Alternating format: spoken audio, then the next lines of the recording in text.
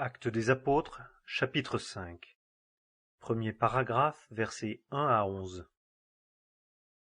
Mais un homme nommé Ananias, avec Saphira, sa femme, vendit une possession et, de connivence avec sa femme, mit de côté une partie du prix et, en apportant une partie, la mit aux pieds des apôtres.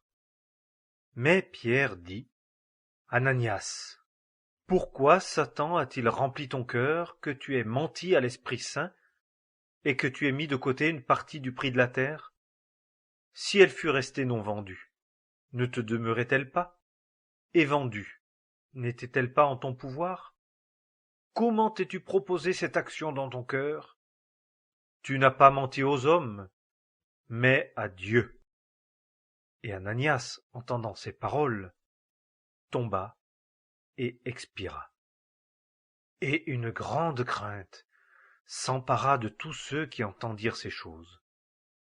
Et les jeunes hommes, se levant, le couvrirent, et l'ayant emporté dehors, l'ensevelirent. Et il arriva, environ 3 heures après, que sa femme, ne sachant pas ce qui était arrivé, entra. Et Pierre lui répondit, « Dis-moi, avez-vous donné le champ pour tant ?» Et elle dit, « Oui, pour tant. » Et Pierre lui dit, « Comment êtes-vous convenus entre vous de tenter l'Esprit du Seigneur? Voici, les pieds de ceux qui ont enseveli ton mari sont à la porte, et ils t'emporteront aussi. » Et à l'instant, elle tomba à ses pieds et expira. Et les jeunes hommes, entrant, la trouvèrent morte, et ils l'emportèrent dehors et l'ensevelirent auprès de son mari. Et une grande crainte s'empara de toute l'assemblée et de tous ceux qui entendaient parler de ces choses. Deuxième paragraphe, versets 12 à 16. Et beaucoup de miracles et de prodiges se faisaient parmi le peuple, par les mains des apôtres. Et ils étaient tous d'un commun accord au portique de Salomon, mais d'entre les autres, nul n'osait se joindre à eux, mais le peuple les louait hautement. Et des croyants d'autant plus nombreux se joignaient au Seigneur, une multitude, tant d'hommes que de femmes, de sorte qu'on apportait les infirmes dehors dans les rues et qu'on les mettait sur de petits lits et sur des couchettes, afin que, quand Pierre viendrait, au moins son ombre passât sur quelqu'un d'eux. Et la multitude aussi des villes d'alentour s'assemblait à Jérusalem, apportant les infirmes et ceux qui étaient tourmentés par des esprits immondes, et ils étaient tous guéris. Troisième paragraphe, versets 17 à 32. Et le souverain sacrificateur se leva, lui et tous ceux qui étaient avec lui, savoir la secte des Sadducéens, et ils furent remplis de jalousie, et mirent les mains sur les apôtres et les jetèrent dans la prison publique.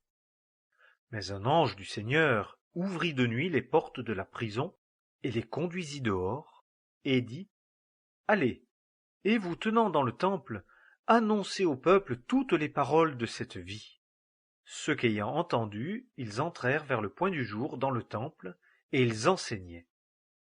Mais le souverain sacrificateur étant venu, et ceux qui étaient avec lui, ils assemblèrent le Sanhédrin et tous les anciens des fils d'Israël, et ils envoyèrent à la prison pour les faire amener. Mais les huissiers y étant arrivés, ne les trouvèrent pas dans la prison.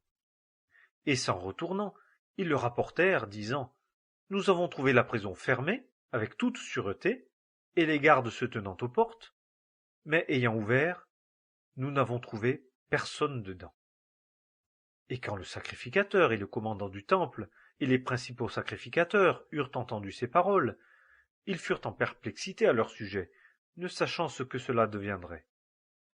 Or quelqu'un arriva et leur rapporta, « Voilà, les hommes que vous avez mis en prison sont au temple et enseignent le peuple. » Alors le commandant, avec les huissiers, s'en alla et les amena sans violence, car il craignait d'être lapidé par le peuple. Et les ayant amenés, ils les présentèrent devant le Sanhédrin. Et le souverain sacrificateur les interrogea, disant, « Nous vous avons expressément enjoint de ne pas enseigner en ce nom-là, et voici, vous avez rempli Jérusalem de votre doctrine, et vous voulez faire venir sur nous le sang de cet homme. Et Pierre et les apôtres répondant dirent, il faut obéir à Dieu plutôt qu'aux hommes. Le Dieu de nos pères a ressuscité Jésus, que vous avez fait mourir, le pendant au bois.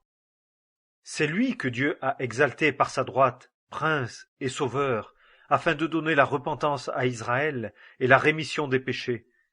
Et nous lui sommes témoins de ces choses, ainsi que l'Esprit Saint que Dieu a donné à ceux qui lui obéissent.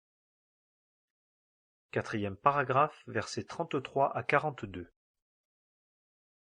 Mais eux, ayant entendu ces choses, frémissaient de rage et tenaient conseil pour les faire mourir.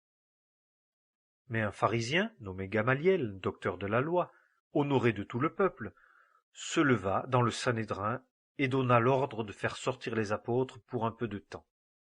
Et il leur dit, hommes israélites, prenez garde à vous-mêmes par rapport à ces hommes, et voyez ce que vous allez faire.